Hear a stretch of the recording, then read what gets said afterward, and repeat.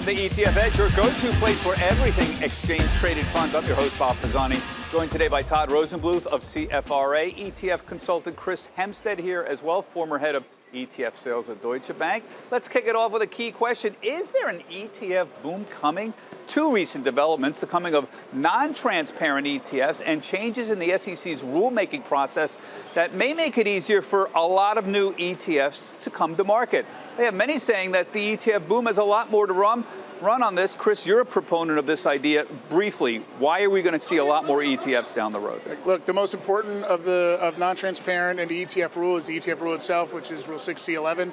It's going to make it cheaper and easier, much more efficient for asset managers who haven't entered the ETF space to come to market with new products. And this just happened recently, a few weeks ago. It's been sitting around for ages and ages, and basically it makes the whole regulatory process simpler, the application process simpler, and you think there's going to be a lot more. Now, I've been saying, Todd, we have how many ETFs out there? 1,600? Right. We have 100 or 2,000. We have 160 ETF families. That's not enough. You think there's going to be a lot more? Absolutely. I mean, some of the largest fund managers, some of the largest asset managers on the globe still do not have a product out there. Some of the largest wealth platforms, trillion-dollar wealth platforms that don't have a product with their name brand behind it. This is going to change in 2020 and 2021 in a big way, and they all will have a real good chance to win and be relevant in this space. We expect that the big names are going to continue to grow market share, but there will be increased competition. Well, I have to admit, you know, Schwab was an also ran a couple of years ago, and they muscled in on not a lot of brilliant new creative products. They just marketed to their existing base a lot of plain vanilla products. Could we see 3,000 ETFs instead of 2,000 ETFs 2 years from now? We certainly can see that, because we're going to see firms like Chris mentioned that have been on the sidelines, that haven't entered the ETF market, either because it was costly to do so or because they don't want to reveal their holdings. Now they'll be able to do that for cheaper and be able to keep the holdings behind the wall, making it easier. Does the consumer benefit from all of this? What happens to the people buying this stuff? So the good thing is that the money that's probably going to go into some of these products that Chris was talking about are going to be in more expensive, underperforming mutual funds. So those that are performing well, but you can get the tax efficiency of the ETF wrapper, the lower cost structure, going forward. Okay, let's move on. We got a number of topics I want to discuss today. The rocky third quarter had some people pulling assets out of stocks. Investors pulling $60 billion out of stock funds, that's mutual funds and ETFs in the third quarter. This is according to a Wall Street Journal article. While bond funds continue to take in money, Todd, these were the largest outflows from stock funds since 2011, the Journal said, but still, this is a tiny percentage of the trillions of dollars still in these funds. What does this mean? We report on inflows and outflows every month. Is there something significant going on? Well, back in the good old days, you used to use fund flows as a barometer for investor interest. Right. There's now much more money in mutual funds still than there are in ETFs. But the three S&P 500-based products, IVV, VOO, and SPY, from the three largest firms, took in $15 billion of net new money during the third quarter. In the third quarter, just there alone. So there is still interest in equities. They're just going for the cheaper, lower-cost products, and there's more money in mutual funds. And is this because money's coming out of actively managed mutual funds? I mean, where's the money coming out of? So the money's coming out of actively managed mutual funds that tend to charge a higher premium. But this year, ironically, they're actually performing relatively well versus the S&P 500, but money is still bleeding. Can we make any conclusions about this? In general, the trend, I look for the long trend, not whether this is happening in a month or quarter. We've seen money continuing to go into bond funds, and I'm talking about bond ETFs and mutual funds, and some modest amount of money coming out of stock mutual funds and flat to slightly up on stock ETFs. Is there a long-term trend here that you can identify? I wouldn't say it's a long-term trend. I think what you're seeing is a reaction to the global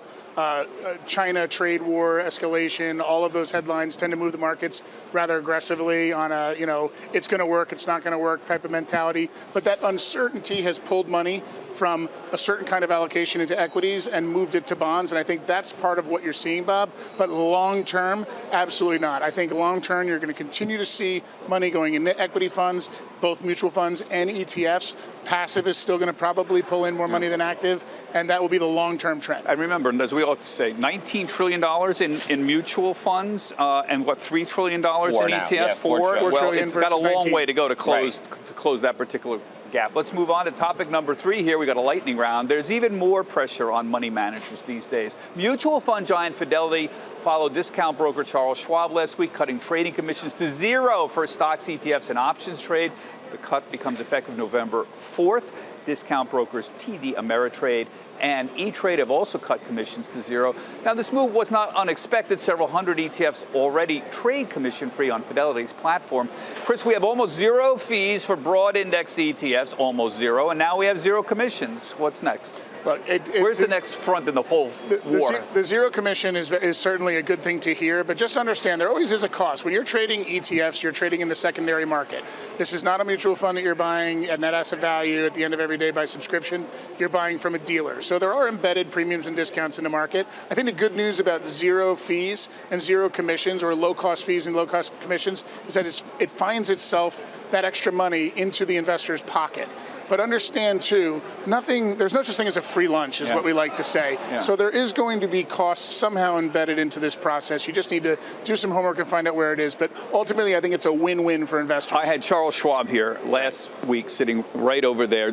Charles Schwab himself, the real Charles Schwab. And I said, the next front seems to be in the interest rate front. Charles Schwab is essentially a bank. They get the majority of their revenues from banks. And I said, are you going to start raising the amount of money you pay to your depositors? And he sort of implied, well, this battle continues. Is that the next front in this war? We are seeing that. So we're seeing the different brokerage platforms market whichever their strength happens to be, whether it was the broader commission-free list. Historically, the money markets is there. What I think is also a good thing is that as we go from 0 commissions on everything, the larger, more liquid products that tended to not be on that commission-free list, the SPY products, the triple Qs, those were not available. Now you're going to see investors, retail investors, be able to use that more than they did beforehand. And it's no coincidence. Schwab's at a 3-year low last week. And a lot of the money managers, Franklin, they're all.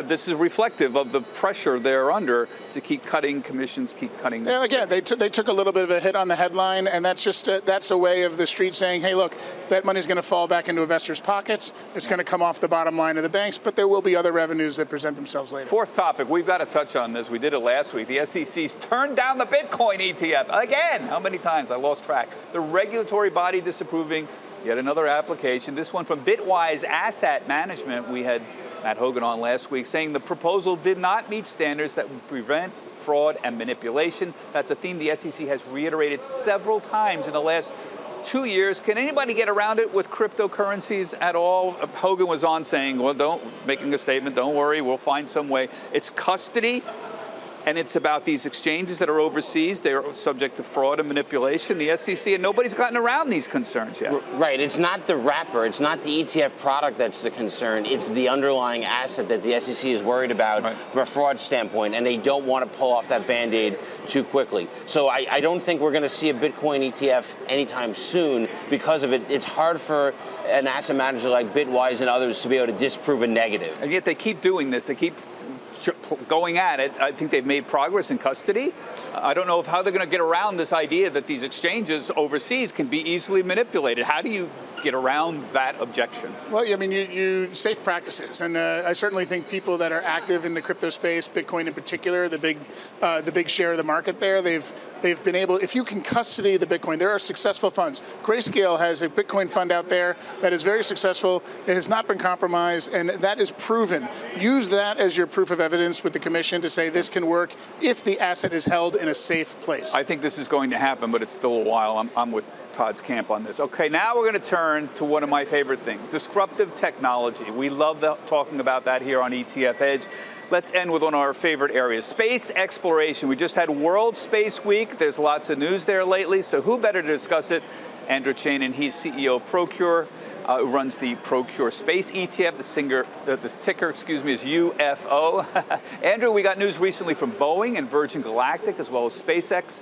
Bring us up to date. We had the head of NASA on an hour or so ago talking about it. Exciting times for space. Yeah, so we just wrapped up World Space Week, which took place from the 4th to the 10th of October people from all over the world really realizing how important space is, not just for any one individual, any one company, or any one government. This is a truly global collaborative industry. And what we're seeing is still this transformation away from it being completely reliant upon government agencies like NASA, like Roscosmos, like the ESA, and it being driven by commercial interests now. So the government's out there saying, hey, we want to play ball, we want to work with you, come up with your solutions, and we're happy to finance that. But so much of the spending now is coming from outside the government, which is a really exciting time for the industry. We had the head of NASA on saying SpaceX and Boeing could fly astronauts in 2020. He was quite bullish. He's a very good seller for space in general. But what I was impressed by his comments were, we are responsible to the American people as NASA, and it's good business sense for us to farm out, essentially, subcontract to SpaceX, subcontract to NASA as well, subcontract to Boeing as well. SpaceX has made tremendous strides in gaining the confidence of NASA.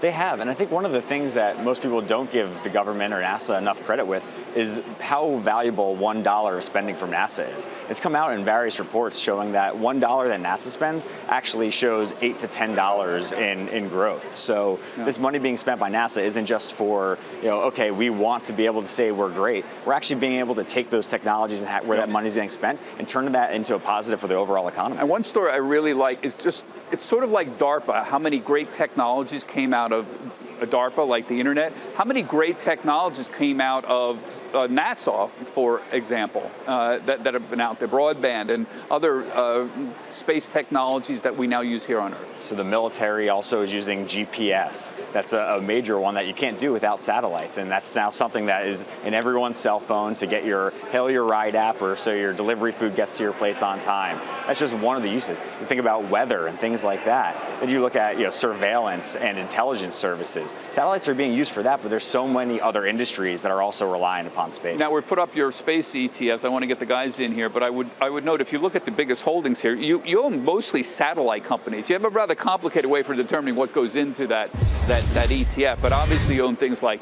Intelsat, Loral, Eutelsat. These are all satellite companies, essentially. They are, and actually I think that's what makes this such an important fund, because you're not getting these same exposures in other funds. So you might be getting more diversified aerospace technology, but this is something different.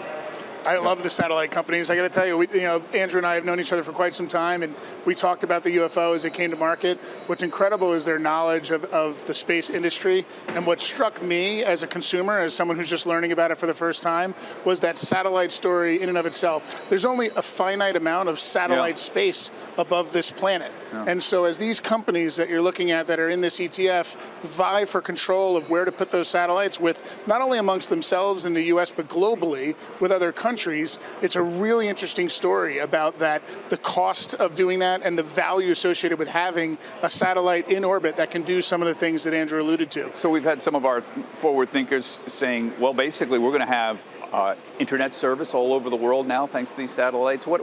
Give us some idea of what spacey technologies might come out of NASA in the next 5, 6, 7, 8 years, about our investment in space. So NASA's doing so much, and if you saw their earlier news release over the summer, they're saying that the International Space Station is now open for business.